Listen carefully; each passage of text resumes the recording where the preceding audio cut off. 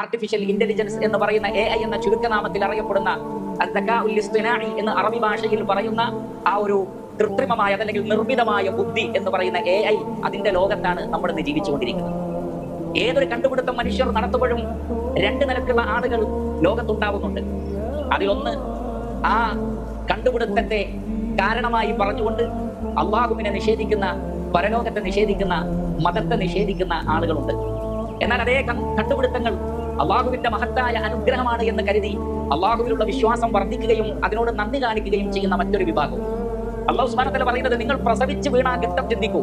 ഉമ്മയുടെ ഗർഭാശയത്തിൽ നിന്ന് വരുമ്പോൾ നിങ്ങൾക്ക് എന്ത് സയൻസ് അറിയാം, നിങ്ങൾക്ക് എന്ത് കെമിസ്ട്രി അറിയാം, നിങ്ങൾക്ക് എന്ത് മാത്തമാറ്റിക്സ് അറിയാം, നിങ്ങൾക്ക് ലോകത്തെ കുറിച്ച് എന്തറിയാം, നിങ്ങൾക്ക് ഫിസിക്സിലെ ഏത് ഇക്വേഷൻ അറിയാം, നിങ്ങൾക്ക് ഒന്നും അറിയില്ല. ഒന്നും അറിയാത്തവരായിക്കൊണ്ടാണ് ഉമ്മയുടെ ഗർഭാശയത്തിൽ നിന്ന് നിങ്ങൾ പുറത്തു വരുന്നത്. പിന്നീട് നിങ്ങൾ ഈ പഠിച്ചറിഞ്ഞതൊക്കെ എങ്ങനെ? അള്ളാഹു നൽകിയ കാതുകൊണ്ട്, അള്ളാഹു നൽകിയ കണ്ണുകൊണ്ട്, അള്ളാഹു നൽകിയ ചിന്താശേഷി കൊണ്ടാണ് ഈ അറിവൊക്കെ നിങ്ങൾ നേടിയെടുക്കുന്നത്. നിങ്ങൾ നന്ദിയുള്ളവരായി തീരാനാണ് അള്ളാഹു നിങ്ങൾക്ക് വിശദീകരിച്ചു തരുന്നത്, അപ്രകാരം സംവിധാനിച്ചത്. ഒരു കണ്ടുപിടുത്തവും സ്വതന്ത്രമായി ഉണ്ടാവുന്നില്ല. നേരത്തെ പഠിച്ചതിൽ നിന്ന് പടുത്തുയർത്തുകയാണ് ചെയ്യുന്നത്.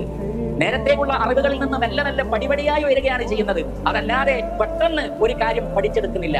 അപ്പോൾ നൂറ്റാണ്ടുകളുടെ പരിശ്രമങ്ങളിലൂടെ ആയിരക്കണക്കിന് മനുഷ്യന്മാരുടെ ചിന്തകളിൽ നിന്നാണ് അങ്ങനെ ഒരു സംഭവം ഉണ്ടായിട്ടുള്ളതെങ്കിൽ, അങ്ങനെ കണ്ടുപിടിക്കാൻ പര്യാപ്തമായ രൂപത്തിൽ മനുഷ്യന്റെ ബുദ്ധിശക്തി നൽകിയ ആ ഒരു സ്രഷ്ടാവിന്റെ സാന്നിധ്യം, ആ ഒരു സ്രഷ്ടാവിന്റെ വുജൂദ്, അവന്റെ ദാത്തിലേക്കാണ് അത് നമ്മെ എത്തിക്കുന്നത്.